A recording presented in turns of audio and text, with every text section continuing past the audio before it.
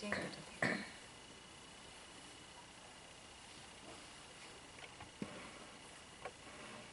This entire creation runs on three principles.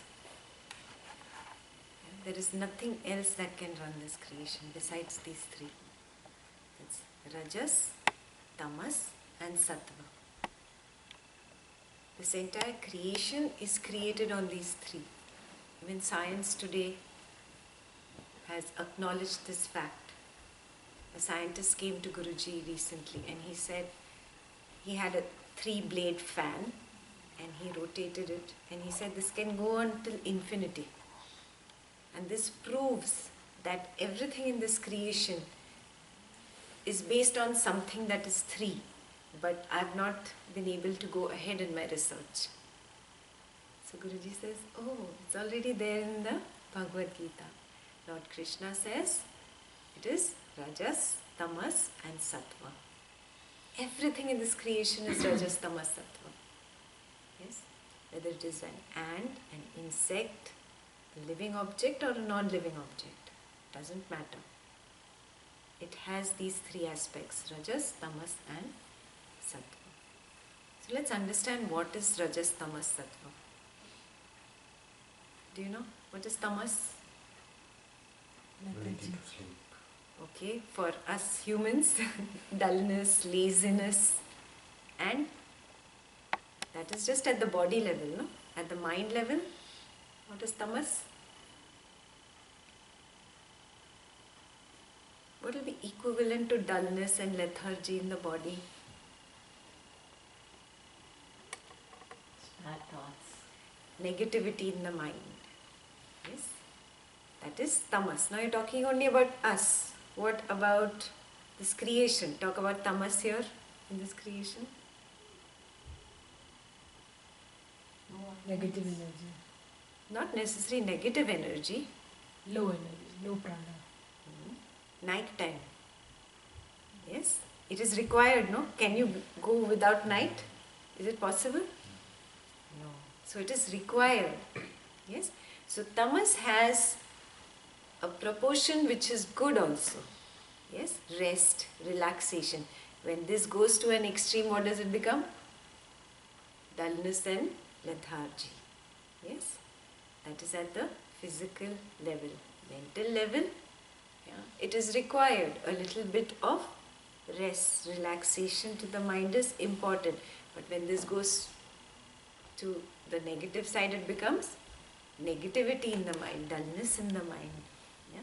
Not being able to do anything, not being able to focus.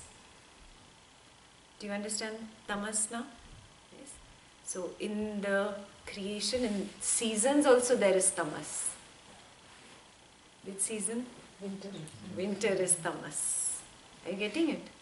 Yes. So everything, anything you pick up, you will find Rajas, Tamas, Sattva. So Tamas is clear. What is Rajas? Restlessness.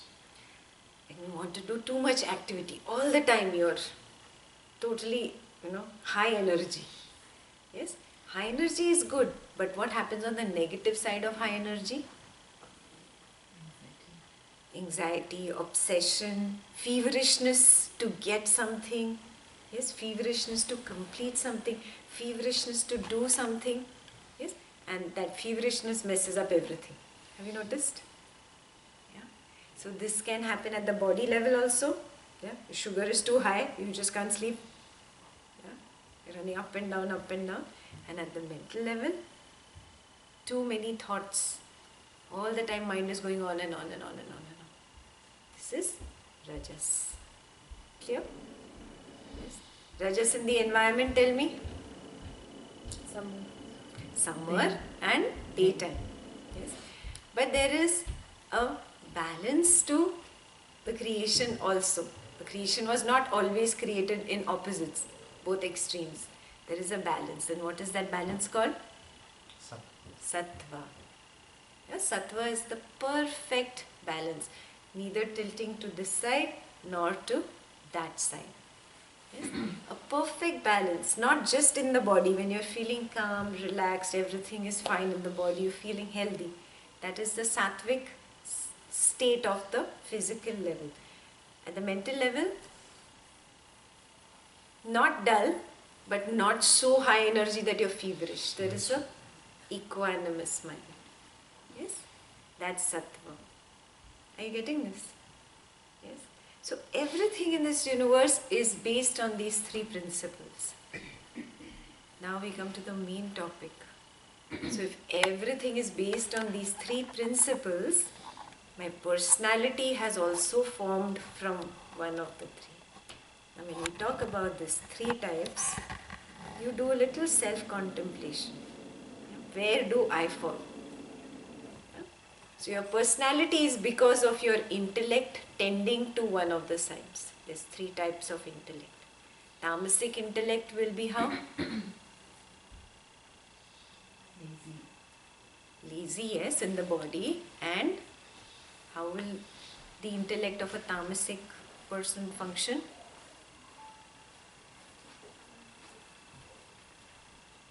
Negative thoughts. Negative, all the time looking for negativity. Oh, she's like this. Oh, he's horrible. This one is the worst. Everything is bad. My life is nonsense. Everything and everybody is bad. Blah, blah, blah. Everything is negative for that person. Have you seen such people? Yeah. Whatever you do, whatever you say, that person would not budge. Yes, and sometimes you also fall into that kind of a situation, right? So observe, are you tending towards tamasic? You don't have to tell me, it's for your self-introspection. The second type is rajasic. How is rajasic? Always on the go. Always on the go. Yes. Doing things, running here, running there, wanting a lot.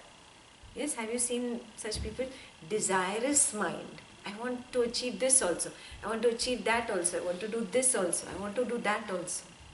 Yes, lots of desires in the mind is a rajasic intellect. And such a person also analyzes things like that only. Oh, if I get this from this person, then I'm going to do this. Very business-like. You check, have I become like that? Do a little self-introspection. Yeah? Am I moving towards the rajasic intellect? Yeah? And the perfect balance of both is Sattvic. Means what? This Sattvic intellect doesn't look at, oh, he's like this, or she's like this, or he said this, she said this. This Sattvic intellect sees that one Brahman consciousness in everybody and everything. Yes, that one consciousness, that one divinity that we are all made up of. Yes, like in an ocean, there might be different fish, shark, sea horses, seals, all kinds of different animals. There will be different kinds of plants, there will be different kinds of corals, but they are all in the same ocean. Yes, they are part of the same ocean. Yeah? They arise from it and they die in it and they dissolve in it. Yes, just like that, we are all in one ocean of prana or consciousness. We have all come up in that, and one day we are all going to die there only. There is nothing outside this. Yes, a sattvic intellect doesn't get lost in this fish and that shark, and this one said this and that one said that. A sattvic intellect is the one that sees the oneness in all. And drops, let's go. It's okay. Let go of negativity, let go of comparison, let go of feverishness to achieve something. What do you want to achieve? How much will you achieve? Will your mind ever be satisfied, tell me? Yeah? It's a bottomless pot. Have you seen a pot which just doesn't have a bottom? How much ever you put into it, will it ever fill up? Your mind is a bottomless pot. It's never going to be satiated. So if you're looking for that day, that one day I'll get satisfied by doing this or getting that, forget about it. It's not happening. Yeah. So wake up to this. Where am I stuck? Am I Rajasic? Am I Tamasic? Or am I Sattvic? Have I moved on to Sattva? If I have not, so then let me start walking the path of knowledge. Yeah? Enough we've done in the material world. There's some attention we have to give to ourselves. Yeah? Start looking within. And that is what a Sattvic intellect is.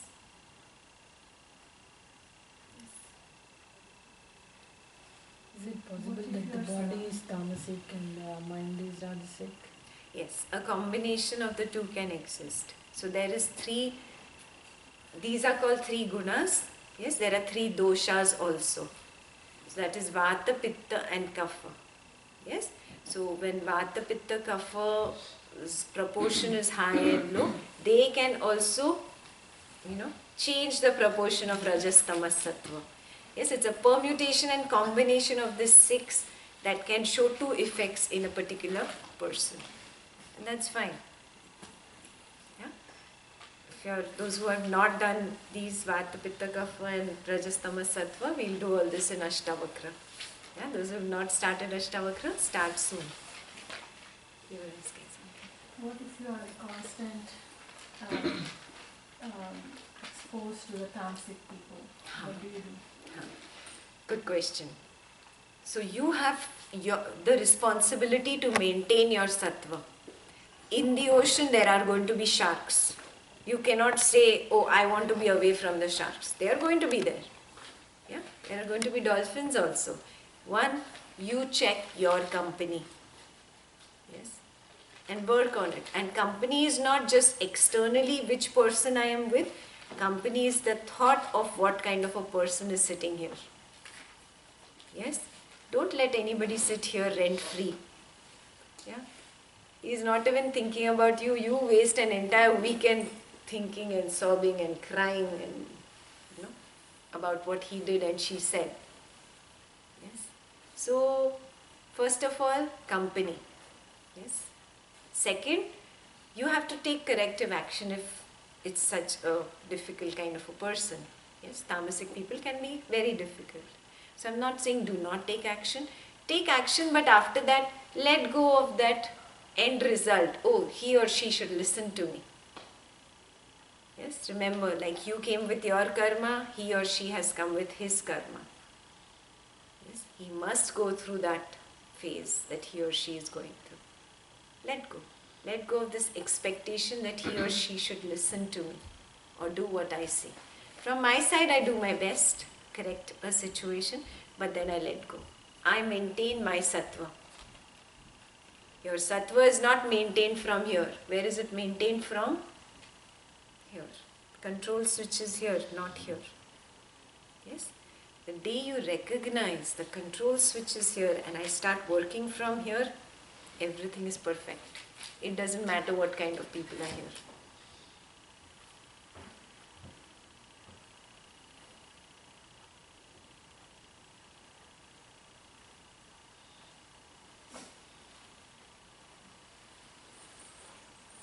So in order to move towards vairagya, don't you have to first take up suppression?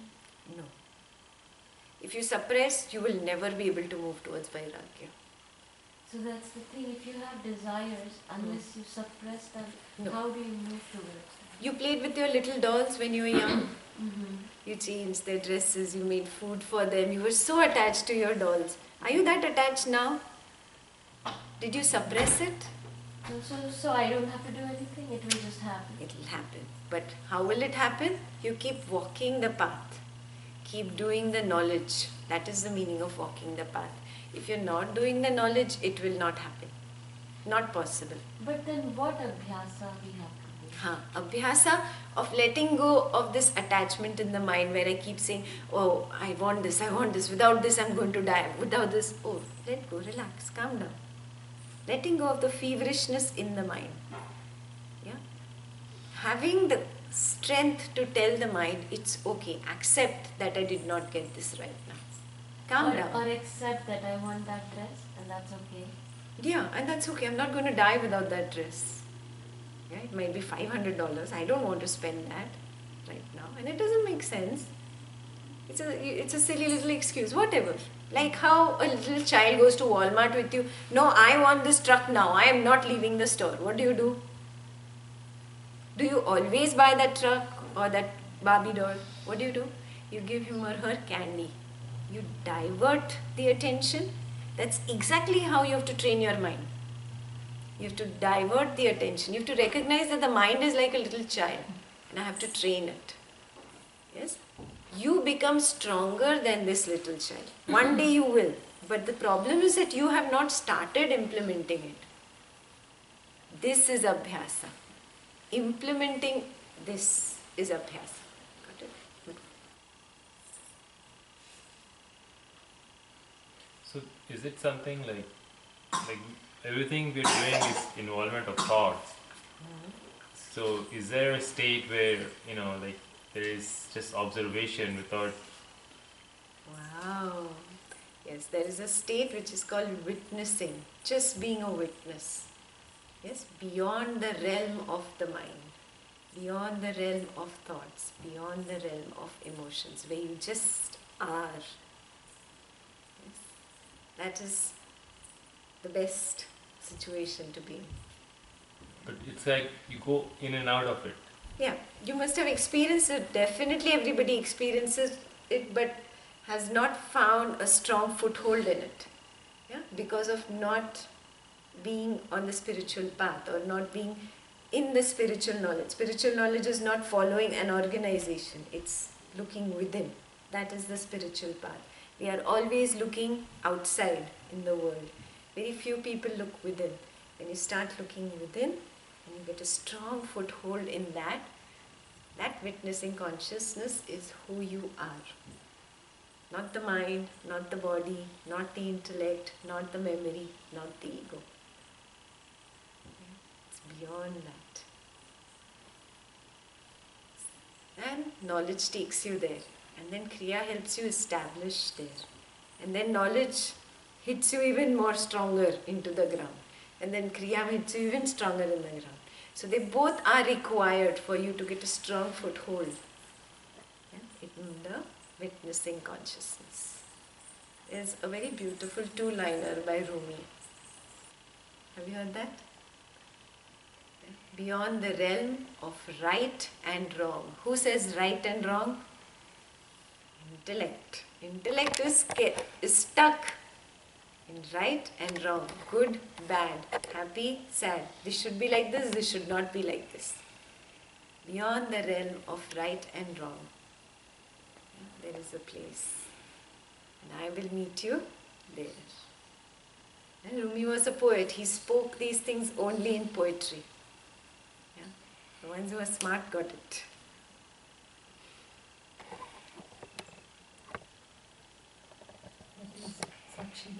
That is Sakshi Bhava, the witnessing consciousness.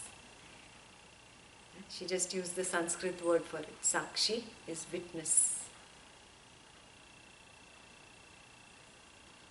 Yeah? Jai Gurudev.